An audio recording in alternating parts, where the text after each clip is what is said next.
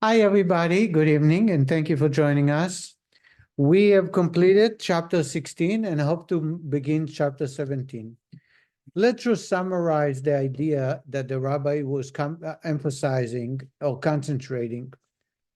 We had the discussion about controlling my emotions. Am I able to serve God with love and fear? The idea, without going over and over again, the idea the rabbi is making is that when there are four spiritual universes, those who have attended last July, we discussed it in details.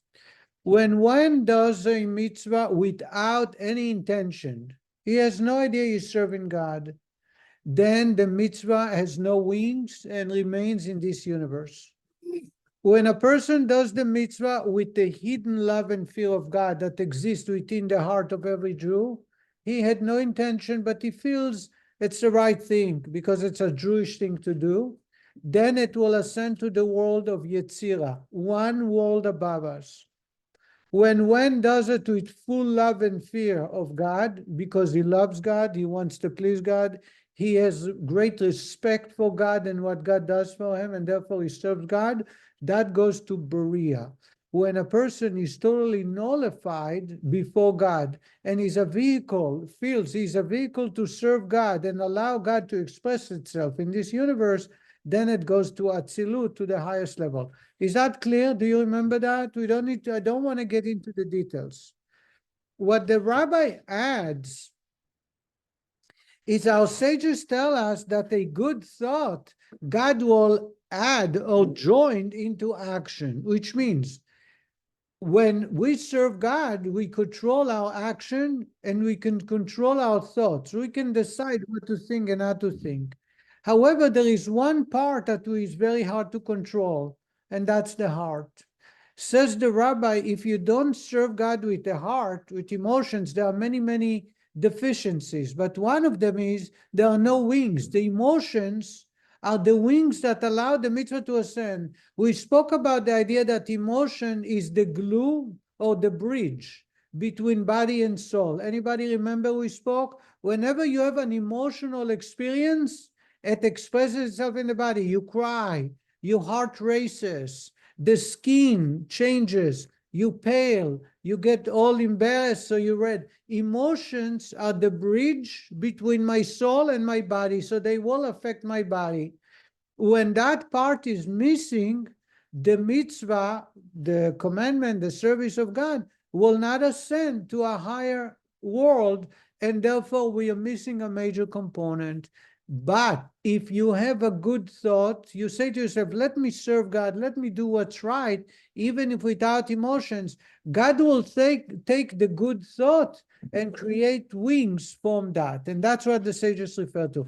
Anybody remember that discussion? Yes. Okay. Yes. You? Now, few more points before we move. I was asked after the class last time, 2 weeks ago, where does the mitzvah need to go? What's wrong if it does not ascend? Why does it have to go?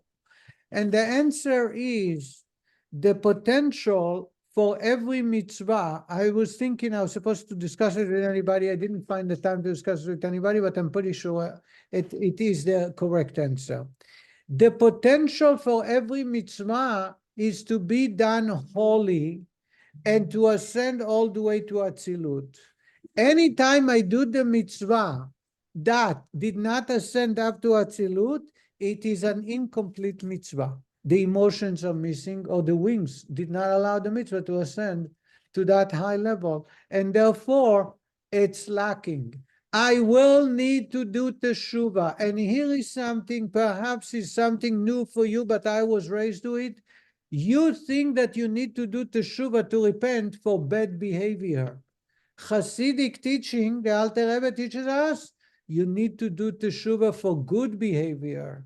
If the good behavior is not done completely, you need to repent. You need to bring it back. That explains. There are many, many facets in Jewish life where you see that the job is to fix the mitzvah, not the sin. In other words, Hasidim are not busy with sins. We don't care about the sins so much as we care about the mitzvah, because you have to worry about the mitzvah. Was it done correctly or not? That's why when we go on Rosh Hashanah to Tashlich, anybody heard of Tashlich? What do you do? Yes. You cast away all of your sins. You think you cast away your sins, right? But at the end, we shake the tzitzit. Anybody saw that you shake the tzitzit? Because you don't wear tzitzit, right? But if you're wearing tzitzit, if you look in the code of law, it says at the end, take the tzitzit corners and do like that. Now, I'm asking you, if I have to get rid of my sins, what does tzitzit, which is a mitzvah, had to do with that? Why shake the tzitzit? The answer is we are not shaking off the sins, we're shaking off the mitzvot. And that's why we shake the tzitzit. We turn to God and we say, give us a second chance to perform the mitzvot a little better.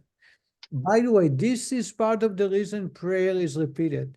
This is part of the reason Rosh Hashanah is repeated. This is part of the reason Passover is repeated. This is part of the reason that in marriage you have a month cycle to be able to refresh and renew. So the relationship is done to a higher plateau. You always improve. Why do you need to improve?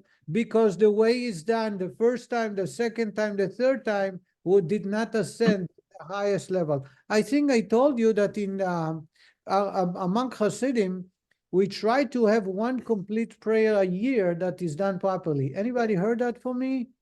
No. Well, no. So this is a class on prayer. Honest to goodness, to concentrate the entire prayer and know what, and think what you're saying is almost impossible. Many times when I say the Amidah, I'm not sure if I said Shema. I'm not sure that I did few chapters before, because your mind wanders and it's very hard to control the mind. So Hasidim have come up with a devised plan. And the plan is that once a week, only once a week on Shabbat, or on a weekday, once a week, you take one prayer, not even a full page, one chapter, a half a page, and you slow down and you read it with full concentration. You know what it means, you know why you say it, and you know what it's supposed to affect you. A week later, you take the next chapter. And a week later, you take the next chapter. So it ends up that during the year, for an entire year, you had one complete prayer. Nobody heard that from me? You heard that from me? Hasidim try to have one complete prayer a year because it's impossible to concentrate on the prayer or every day. My father would, when I was young, he was one of those rabbis, spiritual leaders, that would pray for many hours on Shabbat. He would sit, he would start his prayer at 9 a.m. and he would go until 3, 4 o'clock. Disturbances. He would cover himself with a talis, nobody can bother him. But not everybody can do it.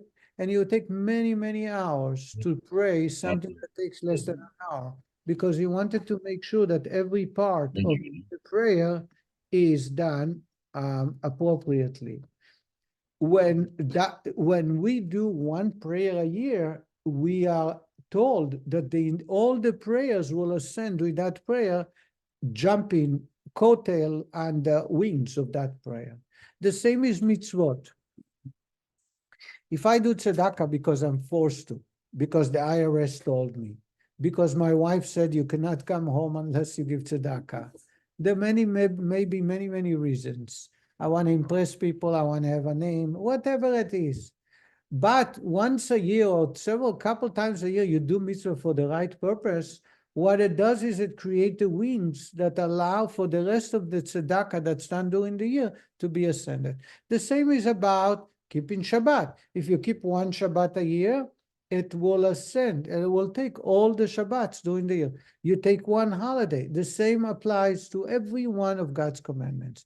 So when we do one completely with wings, those wings will allow for the rest of them. The rabbi, the new revelation the rabbi made in chapter 16 is that even if you don't have the emotions, seemingly no wings, you can have the wings from the mindset. If you say to yourself, it's the right thing and I want to do it for God's sake, and you do it for the right reason with the right thought in mind, that thinking will allow God to create wings to ascend the mitzvah. Any questions so far? No questions. We are beginning chapter 17. Chapter 17, I want to give you a summary, and a summary will be a little long, but then we'll be able to read. My dream was to complete in one lesson in chapter 17. It's doable, but I hope so. Chapter 17 is talking about 4 different points. And as we go through each one, we'll elaborate a little further. It is actually a summary of what we discussed from chapter 12 until now. The first the rabbi is saying to us is that you have a tzaddik, righteous men, they have full control over their heart. Their emotions are totally controlled by their brains. They can dictate whether I like this yogurt, whether I like that person, whether I like to come to synagogue or I like to go to a restaurant. It's all controlled fully by their mind. Then you have a Beinoni. Beinoni, the middle, the everyday that we are striving to reach. We already discussed that that a tzaddik is something either who God gifted us or not. A Beinoni is our goal to reach, is someone whose brains is fully in charge, not the emotions, not the heart. So you cannot make a Beinoni love God. You cannot make a Beinoni hate non-kosher food. It's impossible. How do we know? The rabbi will bring 3 proofs, three ways to see that it's impossible. However, his brains, his thinking, thought process is fully controlled by him, and he can decide what to think and what decisions to make, forcing the heart to do or not do something. That's the second part. The third part, wicked people. Wicked people, or people who are unusual, he calls it unusual. These are people who are not well mentally or emotionally not well, and they succumb to their desires. I call it addicted persons. When you have someone who is addicted, their brains or heart is totally not controlled, is ruling. The heart rules the brains as well. When someone is addicted, for whatever reason, they lost control over the way they act, speak, or do what they consume, how they speak, etc. This is something that they regret. They know it's bad, and yet they will repeat the same behavior. That's wicked people who are not perfect and are not in full control of their brains, not their heart. And the third part the rabbi is going to talk is about all that leads to God to go into exile. God in exile is as a result from our exile into prison, as a result of our behavior. So when we do not make the right choices, we end up putting God in jail. And that's the 4th part of the chapter. I want to go start.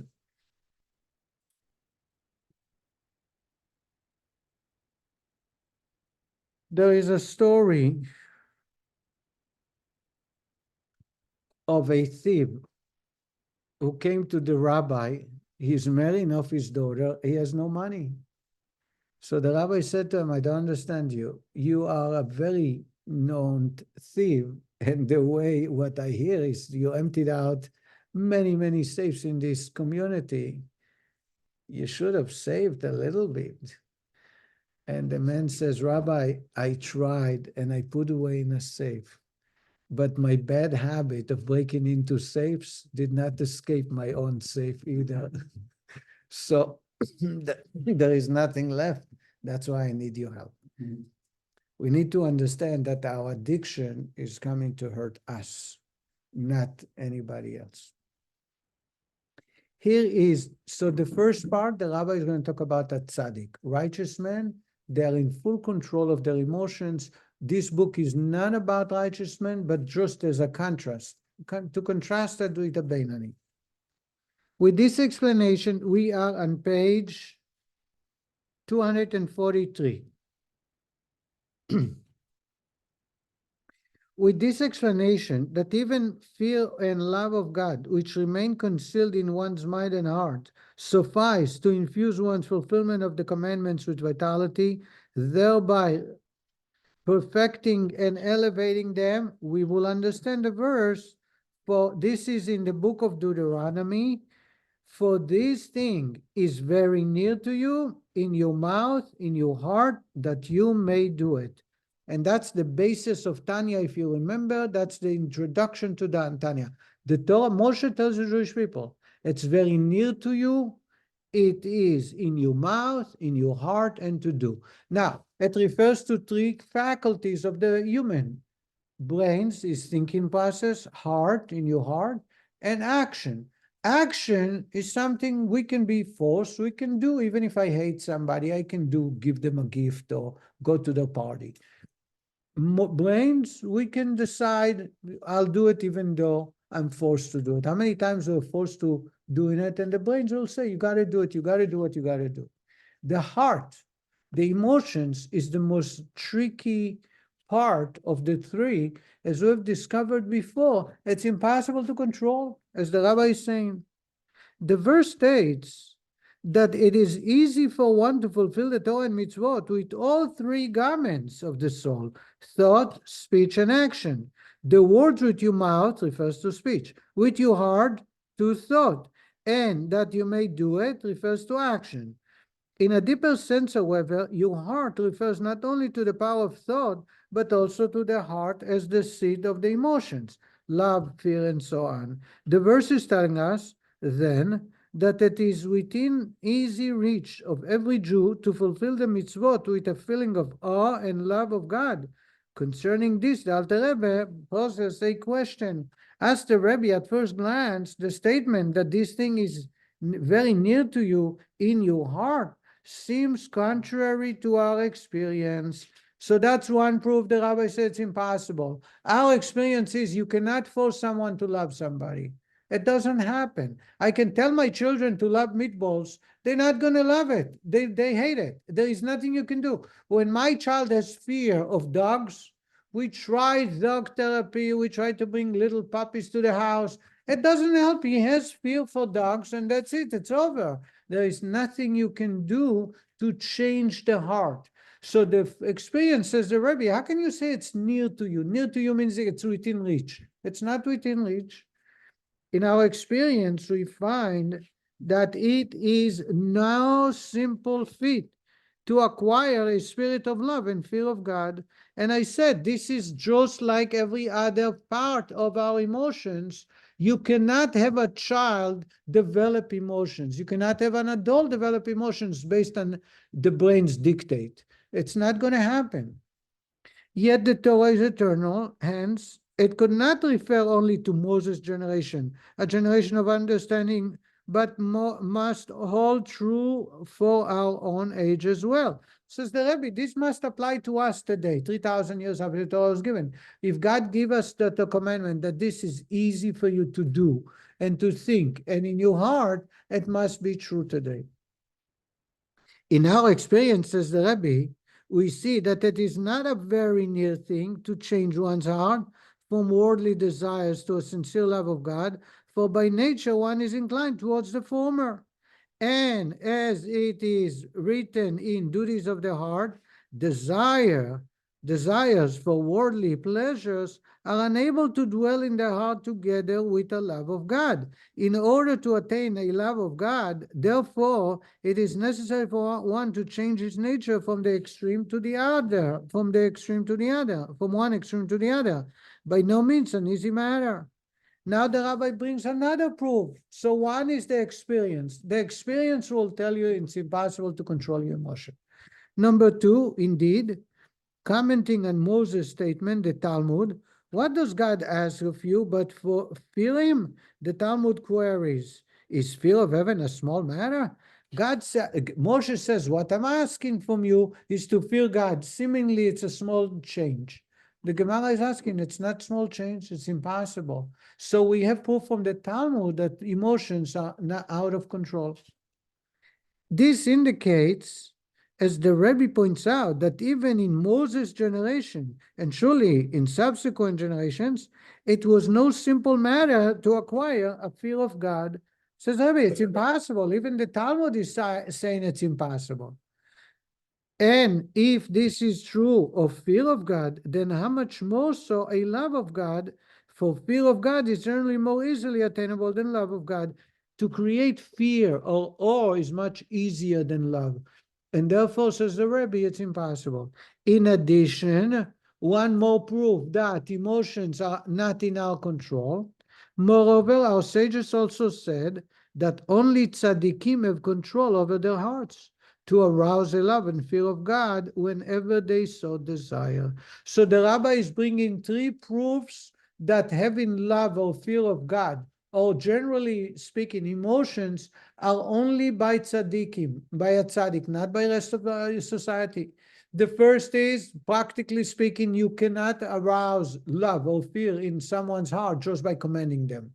Number two, the Torah tells us, Moshe says, all I'm asking you is to fear God. And the Gemara comments, what do you mean all I'm asking you? It's impossible. The Gemara is asking this question. Number three, the Gemara says that only righteous, that's what the Gemara answers. Moshe is talking about righteous people. So the Gemara tells us that only righteous people control their heart. My heart is not under my control because I'm not a tzaddik. Therefore, how is it possible for me to use my emotions in service of God? This latter quotation intensifies the question. As the Rebbe points out, not only is it not very near to us to achieve a love of God, but on the contrary, it is possible only for tzaddikim, who are a minority. Surely the Torah does not address us only tzaddikim. How then can it state that a love of God is very near to us? And indicating that our heart is in our control, that we can divert it from mundane desires to a love of God. So now the Rabbi is going to talk about the Beinoni. The Beinoni actually do not have control over their heart. An ordinary person cannot control their emotions. So if my child or someone I know fear darkness, if someone fear heights, there is no way to make them change. There is all kinds of psychological ways to try and walk it, and I'm not sure if it's walking all the time. Sometimes you're able to, but normally speaking, emotions are out of our reach, except a Beinoni, a tzaddik. The tzaddik will always control his emotion. Says the Rebbe, but the words that you may do it refers to a love which merely leads to the fulfillment of the commandments, although strictly speaking, it is not an actual love. Let me give you an introduction now. No questions so far? Ali, no questions? The Rabbi is going to develop another point, and that point is, have you heard of the word desire, willpower? We spoke about willpower in Tanya a few times. Remember that?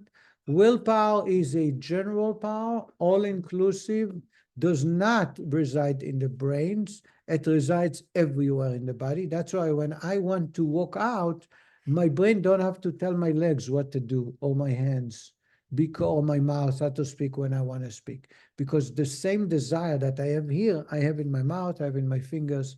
It's all working in tandem. So far, so good. The Rabbi is telling, or is about to share with us, that desire is under my full control. Willpower is my full control. You know where willpower expresses itself? In the heart. And the Rabbi is going to talk about emotions and the deeper sense of emotions, which is willpower. Willpower expresses itself through emotions. So I may have developed love for something that's addictive. I may have distanced myself. I don't like a person. I don't like such an activity. It's emotions. Those emotions, I don't have control unless I'm a tzaddik. However, the willpower, which is a deeper sense of the heart, it's not an emotion, the willpower is in full control. I can decide what I want and where my willpower should go. And based on that, that can drive me to behave, and it's considered just like emotions. Did I make myself clear? Ali, are you able to follow? Why you always pick on me? Because I want to make sure. The idiot of the class understands it and everybody else does too. Right. Not on the record, off the record. Yes, So the willpower would help us to control our emotion? right. Willpower is a deeper and part of the heart. And therefore, for a Benoni, they are lacking control of their emotions, but they can achieve in their heart in the same way by using the willpower. By the way, it makes sense. Once you understand and you think about it for a while, you'll see how powerful it is. So if I have a willpower, I want to achieve diplomacy. I want to learn how to play a musical instrument. Even though I didn't develop any love for it, but I was told that if I do that, I'll get a very high position. I'll get a good job. Going to college. If I have the willpower, it will motivate me to wake up early, will motivate me to participate in class, will motivate me to take all the extracurricular activities, and will motivate me to score to achieve the diplomacy. Does it make sense? In other words, if I love that, a good example, I love painting, or I love music, playing music. My emotions will drive me to develop that talent, even though I'm not great talent. I'm not Sasha Heifetz.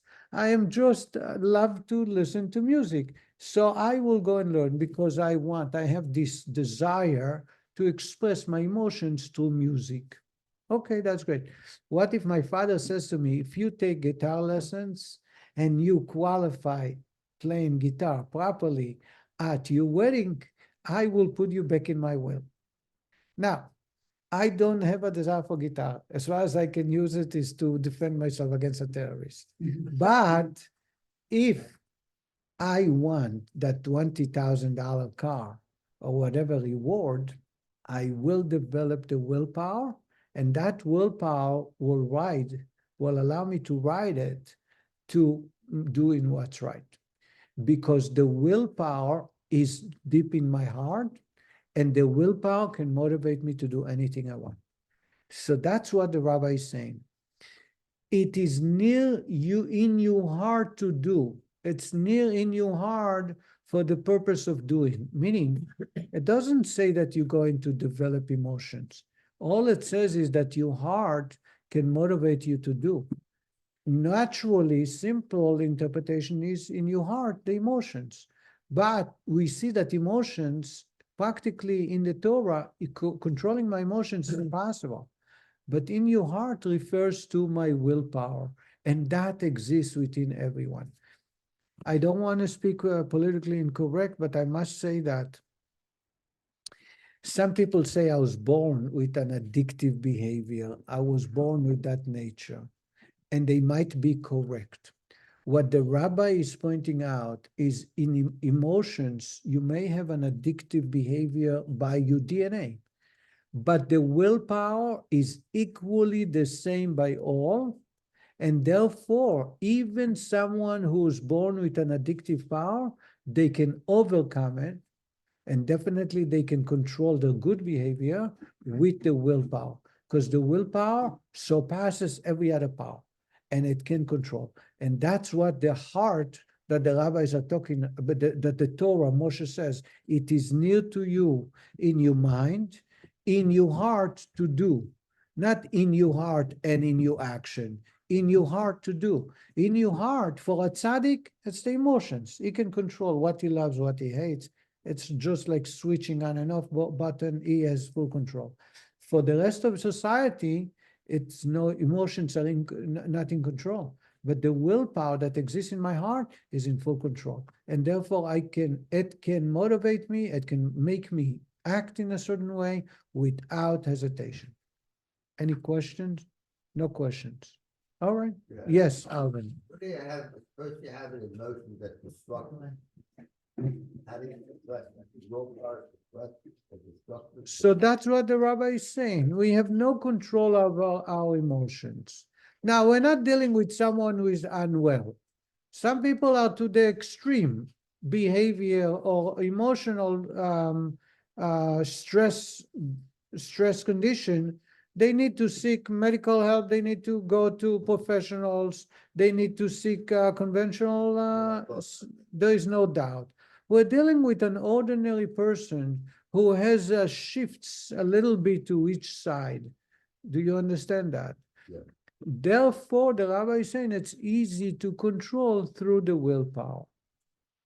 But if someone has an extreme negative emotional behavior, let's say anger, some people are, out of control. Some people smoking, drugs, drinking, we know that there's so many. They definitely need to seek professional help. This will not help them. What we're dealing with is a person that does go out of line from time to time. And the Torah tells us that the willpower, the tzaddik can control their emotions. So they won't get angry. So they would love only healthy food. They hate non-healthy food. We, unfortunately, are not wired that way. But we have the willpower to supplement our emotions, so to say. Okay. I'm reading in page 245. But the words that you may do it refers to a love which merely leads to the fulfillment of the commandments, although strictly speaking, it is not an actual love. The author thus interprets the word that you may do it as a qualification to the earlier phrase, for this thing is near to you with your heart. What is near to you with your heart? That is, that what sort of love is easily attainable? That love which pertains to action, that you may do it, that brings action. Thereby, we may also understand the order of the words in the verse. The words in your mouth and in your heart, that you may do it, refers to the three soul garments of thought, speech, and action. As we have observed earlier, however, the order in which they are listed in the verse is difficult to understand, for it seems to be neither an ascending order, action, speech, or thought, nor a descending order, thought, speech, and action. Why is the middle faculty, speech, put first, followed by thought in your heart, and then action that you may do it?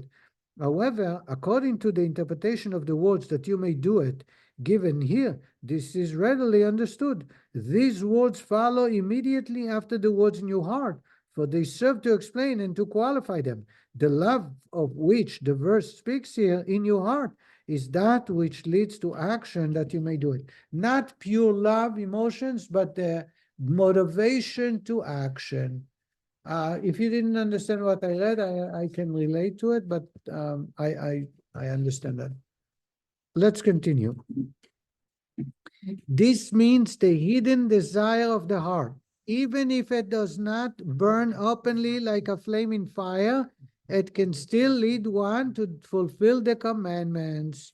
This matter of arousing a love which remains hidden in the heart is very easy and very near to every man who has a brain in his head. And I said this is the willpower. The willpower is a deeper aspect of the heart, which we have full control, and it can replace the emotions. For his mind is under his control, even if his heart is not, and with it, he can mediate as he pleases on any subject. Says the Rebbe, a Beinoni is someone whose brains is in control of his brains, but the heart, the emotions are not. Through the brain, he can decide to have a willpower in his heart to do what's right. And I give you the example of music. learning music instrument, when the father is rewarding, promise a reward, the person will have a willpower, even though he has no desire to do it. And I have a good, my children is a very good example. If then he will contemplate with it on the greatness of the Almighty, he will inevitably generate in his mind, at least, a love of God to cleave to him through the performance of his commandments and the study of his Torah. This Torah study and fulfilling the mitzvot constitutes the whole purpose of man, for it is written, I command you these mitzvot, that you do them this day, referring specifically to the world of physical action. So God says the reason we are created is to perform the mitzvot. And when the brains contemplate on the idea that that's his mission, that's the job site, you come to the job site to perform a task, not just to look at the construction site. And the way to do it is by doing the positive commandments, refraining from the negative precepts. And by doing so, the will is able to arouse the willpower to do what's right. And that will help him do the right thing. The Alter Rebbe's point is that the main objective in the commandments to love God lies not in the love itself, but the practical and wholehearted fulfillment of the commandments that is motivated by this love. For the main thing in this world is action. The rabbi is going to tell us that in your heart, that the Torah is talking about, is to motivate you to action. And therefore, if you don't have the emotions, because you're not a tzaddik, you have the willpower. The willpower, we call it hidden love. The willpower will motivate you to do. Only tomorrow, that is, the afterlife, is a time for reward, as is explained elsewhere. Hence, the true love of God, which is in itself a partial reward for one serving him, is not as important in this life as the actual performance of the mitzvot, which can be generated even by a love which remains hidden in the mind and heart. This then is the love referred to in the verse.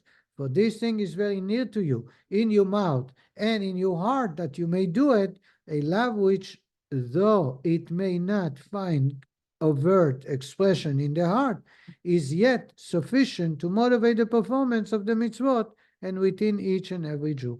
The rabbi is going to go, so we spoke about two parts of the chapter. We spoke about a tzaddik who controls their emotions. We spoke about the Beinoni who has no control over their emotions, but they control their mind. Through their mind, they can awaken the willpower, which is called the concealed love of God. And with that, they are forcing themselves, so to say, to serve God with all God's commandments. Now the rabbi is going to go to a wicked person, a rasha.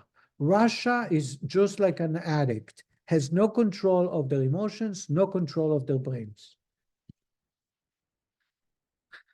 How does this love motivate one to perform the commandments? This the Alter Rebbe now goes to explain. The mind, by virtue of its inherent nature, is master over the left part of the heart, the seat of the animal soul, whence come one's mundane desires and evil thoughts, and their thoughts, and over the mouth and the other bodily organs, which are the instrument of action. So the rabbi is going to say a very powerful point, and that is when a child is born, everywhere in the universe, the way they are born is naturally their brains can control all their desire. The brains can tell the heart, no, don't go there, don't eat this, don't say that.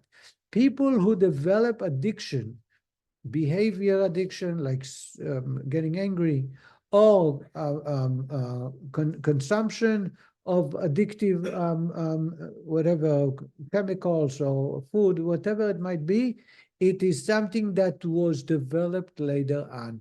Could be by their parents, could be by their peers, could be by advertisement, by the government, there are many, many ways. But it's not the way a human being is born. The way we're born is we have full control over our emotions and over our habits. Why? Because the brain sits on top of the heart. The heart is the source of desires, and the brains can tell the heart, this is not good for you, please stop it.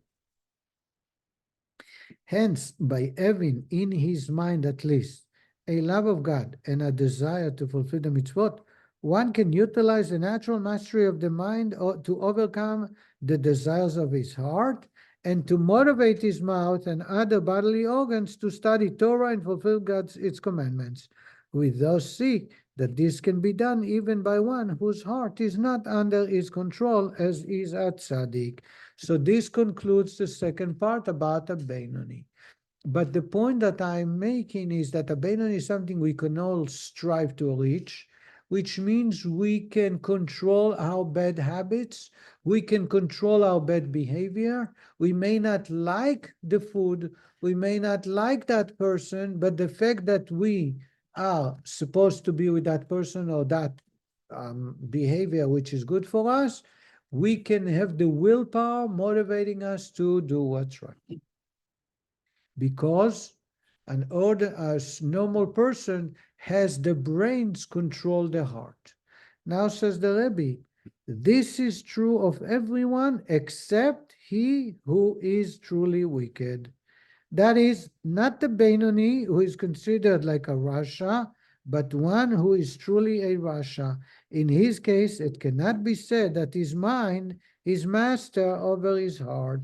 A wicked person succumbing to his desires has given up control over his mind. So not only the heart is not under control, but the mind is not under control either, and it's not a natural behavior, just like people who get addicted. On the contrary, our sages states that wicked are under the control of the heart, but the heart is not under their control at all.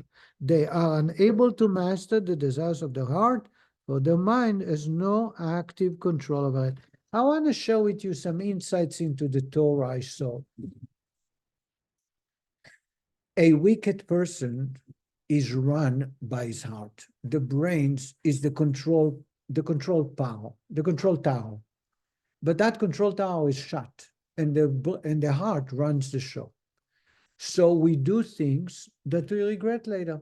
We do things that contrary to what good behavior.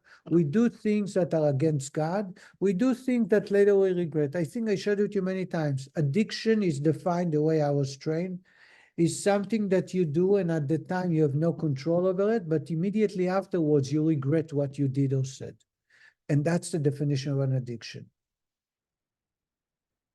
If you look in the Torah, anytime a righteous is spoken about the heart, it says al libam or el libam. On top of the heart, with an ayin, al is lemala, it's like above the heart, or el libam, to the heart, meaning they can speak to the heart and allow the heart to know what's right and wrong. Anytime a wicked person is about the heart, a mention of the heart is belibam, in the heart, because the heart is the one controlling. And I have two examples. There are three. The third one is from the book of Psalm.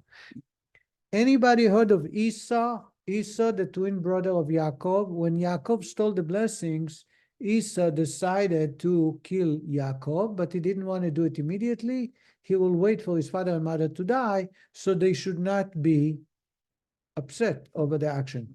The Torah says, "Vayomer Esav belibo." Esav said in his heart, "Ikrevu yemei evel avi ve'erga et Yaakov achi." Let the mourning period of my father come near, and that's when I will murder my brother. That decision was not the right decision. To murder somebody is not possible. But the only reason he made that decision is because he was addicted to his desires. He was so jealous, so angry about his brother still in the blessing, that he wanted to kill him. Now, rationally speaking, it doesn't make sense. Later on, it didn't happen. But it says, "Vayomer Esav belibo," not with Noah or God, el libo, to his heart. Another example we have in a holiday coming called Purim. I'm sure you heard of Haman. Haman is summoned to the king. The king cannot sleep. Remember, the king cannot sleep, and he's told about a man who saved his life, Mordechai saved the king's life by reporting that there are two guards who were trying to poison him. Anybody familiar with the story? Herman, you familiar with the story? There were two ministers who spoke a unusual language, and they said, let us kill the king and rebel and make a coup. Mordechai was sitting by the gate, and they were sure he's a Jewish rabbi, he doesn't speak any other language. He understood it and told Esther. Esther told the king, and the king tested the coffee in the morning. They were supposed to serve him coffee, and he gave it to a cat, and the cat died. So he hung those two guards, but in his chronicle, in his book of Chronicles, he wrote down that this man, Mordechai, saved my life with the details. Then we read later that the king cannot sleep. Anybody had sleep in deprivation? It's already from the Bible times. So Mordechai, king cannot sleep, so he's calling his guard, one of his aides, and he says, start reading me the book of Chronicles. And as he started reading it to him, he reads the story that there was a man who saved his life. And he says, oh, I never rewarded the man. He deserved reward. I'm alive only because of this man. As he's thinking that way, somebody is in the yard coming into the palace. So the king asks the aide, who is in the yard? And he says, Haman. Haman came to tell the king to hang Mordechai on the 75-foot, 50-amma tree gallows that he prepared. So the king turned to Haman and he says, what shall I do to a man that I want to show great appreciation? And the Torah says, Vayomer Haman belibo. Haman said in his heart, who will the king want to honor more than me? Of course, it's me. So he turned to the king and he says, a horse that the king is rode on, garments, the outfit of the king, the, what do you call it? The scepter of the king, and the crown of the king, and let him walk in the town, and the servants of the king will shout, this is what is done to someone the king loved. Anybody heard that story? Sure. You didn't hear that story? And what does the king tell Haman? Maher, quick, take et alvush, the garments, ve'et asus, and the horse, va'asei chen leMordechai HaYehudi. Go to the Jew that you hate so much on the gate, sit on the gate. Let him sit on the horse, and you're going to walk him around town. It doesn't say that he gave him the crown and the scepter, because asking for the scepter and the crown is a major rebellion. It means that he has thoughts about becoming the next king. It's defying the king by asking the king's crown to be worn on someone else's head. In fact, by Jewish law, a king that wore a crown and he died, his crown cannot be served any other king. Anybody been to King David's tomb? You've been? There are many, many crowns there. Every year, since 6-Day War, the government would show respect for King David, so they would put another crown there, another crown. The king wearing a crown cannot be worn by any other king because it's a disrespect for the king.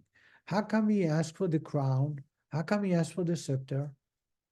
The reason is because he's so addicted to his heart, that's a classical example, that he couldn't control himself. In hindsight, he knows that what he asked for is right. Is very wrong. In hindsight, he should have thought to himself to be a little more careful that perhaps the king is not going to honor him, but somebody else. So he should have offered something else. Give him an open check, give him coupons to Publix for a year, give him something else. But he was so addicted to his heart's desire that he says to himself, the king wouldn't want anyone else to do kindness to anybody else other than me, and therefore the crown, the scepter, the garments, the horse. That's why the Torah in the Megillah it says Vayomer Haman belibo, not el libo, or his, because his heart was ruling over him. Anytime a wicked person's heart, a conversation with the heart, it's belibo, inside the heart, meaning the heart is the one who rules. when it says about God regretting creating man at the creation of the universe. Vayomer Hashem el libo. God has no heart. God does not speak. That's a whole different discussion, but it's figurative. But the word is el libo. We read about Ada Noach el libo because he's controlling the heart. Says the Rebbe that a wicked person has no control over not only the heart, but the brains as well. They cannot decide to stop speaking. They cannot decide to stop eating. They cannot decide it's time to get up and move out. They cannot decide who my friends are based on merits, based on proper behavior, because it's just like an addict. This also results on apparent contradiction. The statement tzaddikim have control over their heart indicates that anyone of a lesser rank, including a Benoni, is not in control of his heart, while the statement that only the wicked are under the control of their heart implies that anyone outside the category of a Rasha, a wicked, even a Benoni, is in control of his heart. Where then does the Benoni actually stand? Is he like a wicked or like a tzaddik? The previous discussion of the mastery of mind over heart explains this point. There are actually not two alternatives of either being in control of one's heart or controlled by it, but three. The tzaddik controls his heart. He can arouse a love of God in his heart directly without resorting to his mind as a medium of influence. The Rasha, on the other hand, not only does not control his heart, but controlled by it, meaning the brains is subservient to his heart. The Benoni, although not in control of his heart, as is a tzaddik, rules his heart by way of his mind. I told you it's a willpower, which is under his control. To a certain extent, then, that is, as regards to the practical effect of his heart and his thought, speech, and action, the Benoni does in fact control his heart. Therefore, the Alter Rebbe says of the Rasha, his heart is not under his control at all, emphasizing that he is unable to influence his heart even by means of his mind, because the mind is controlled by the heart. So again, a tzaddik controls mind and heart. A Rasha is controlled by his heart and he has no control over his mind. A Benoni has no control over his heart, but has full control over his mind, and with the willpower, convinced by the mind, he can make himself act, because this world is about action. The author previously stated that the ability of the mind to master the heart is natural and inherent in the mind. Why then do the wicked Reshaim lack this capacity? The Rabbi answers, this is a punishment for the enormity and potency of their sinfulness. Says the Rabbi, God will take away the control of their heart through the brains as a punishment because they misbehave God. So just like an addiction, once you start tasting, it's very hard to stop. It's a cycle. It's a vicious cycle that you cannot get out unless you get help from the outside. Or you have a very strong. By the way, most people who got out of addiction, it doesn't matter which one, are people who have a very strong willpower. You know that or not? The 12 steps, no matter what, drinking or other substance abuse, is first humbling you, but I have the power within me. We need to resign to our willpower. The willpower will get us to where we want. And that's a Benoni. A Rasha gives in the mind to be ruled by the heart. And therefore, if it's a fatty food, the doctor says no, but it makes me feel good, so I have to try it. However, this raises another question. If they have in fact lost the ability to master the heart, how can it be very near to them to observe the mitzvot with the heart? In answer, the author states, the Torah does not speak of the dead. That is, those wicked ones who are considered dead, even during their lifetime, The rabbi says someone who is addicted in Jewish law is deemed spiritually dead because they have no life. Life is full control over my behavior, my conduct, my decisions. A wicked person who has no control over their conduct is not considered life person. And the Torah, when the Torah says it's near you, near in your heart to do, is not speaking of that type of person. Indeed, it is impossible for the wicked to begin to serve God, that is, to observe the mitzvot out of feeling of love and fear of God, without first repenting for their past. The first thing you do is to change habit. The first thing is to stop the addictive behavior. The first thing is to stay away from something that's not good for you. Then you start repairing and learning to gain control over your mind. But that does not happen without the actual behavior being taken control of. In order to shatter the klipot that were created by the sins, which form a sundering curtain in an iron wall, and an iron wall that interposes between them and their Father in heaven. How are these klipot shattered? By means of contriteness of heart and bitterness of soul over one's sin. As the Zohar, I'm going to finish over here, as the Zohar states, as the Zohar interprets the verse, the sacrifice of the Almighty, the Elohim, are a broken spirit, a broken and contrite heart, to mean that through one's breaking his heart, the unclean spirit of the Sitra Achra, the Klippa, is broken, and this is the sacrifice that we offer to the divine name Elohim. The Rabbi is saying that the best sacrifice, offerings to God, is a broken heart. What does a broken heart mean? Allowing my brains to dictate how the heart acts, and not allowing the heart to be in charge. As soon as the heart is in charge, we're in a mess. We're considered dead, spiritually dead. If you want to be alive, you must put your heart under control. And by the way, this is the way we're created. We learn, we gain those misbehaving habits as we grow. But if you would take a child and you would not infuse him with all the negative behavior that he hears and sees or surrounding, then you would not see that with the person, because by nature they're not going to be righteous, but they can have control over their heart and decide what to do and not to do. Now the rabbi is going to talk about the fourth part of the chapter, which is the God is in exile due to our misbehaving. So again, to summarize, we discovered three types of persons. The tzaddik control his heart and mind. The wicked control none, not the heart, not the brains. The Beinoni control his mind, not his heart.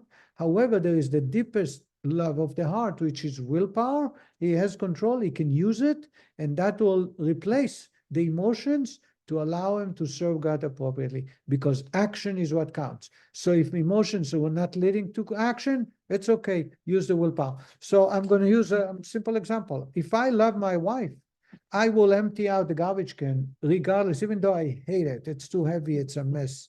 But I do it because I have a willpower to be close with my wife. And therefore I do it, not because I enjoy it. I hate it, actually. If I can find somebody, I'll pay them to do that. But I do it because of the willpower. I know the outcome, the result is that she will appreciate it, therefore I do that. That's called the behavior of a Beinoni, doing what's right, even though I don't have the emotion. A tzaddik will develop love to empty out the garbage can. He would say, this is what makes my wife happy. There is a mitzvah to make your spouse happy. I am enjoying. He will really feel good. You wouldn't allow anybody else to do it. He wouldn't skip any time. Whenever I can skip, I do. But if I find myself unable to skip because she said, or she takes it out in the middle of the kitchen, kind of a hinting, come on, it's full already. The willpower will drive me to do what's right, because I know that's the only way for me to live in peace and harmony in the house. And that's the difference between Beinoni, Tzaddik, and Rasha. This is a summary of what we discovered, and we will conclude the chapter talking about how does that affect God. Our behavior or misbehaving will affect that. God will continue next week, God willing.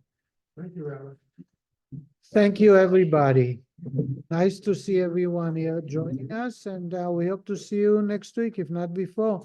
We are starting a new JLI, and everyone is welcome to join us this coming Wednesday. Be well, bye.